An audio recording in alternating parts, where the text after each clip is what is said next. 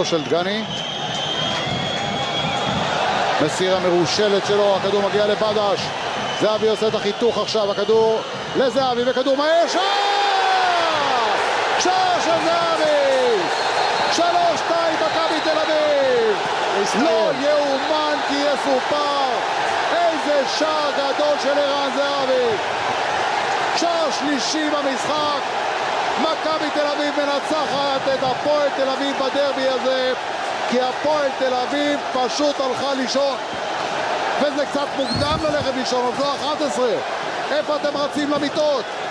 איזה סיום מדהים של ערן זהבי, איזה שער גדול לשחקן גדול. התקפה מתפרצת כמו בספרים. תשמע, קודם כל בדש, אני חושב שהחילופים של סוזה באמת הצליחו הפעם, גם בדש, גם בן חיים מעורבים בכל השערים האחרונים של מכבי תל אביב. ערן זהבי מחליק את זה לפינה הרחוקה, וזהו שער ניצחון, 3-2, ניצחון גדול למכבי תל אביב ב10 שחקנים.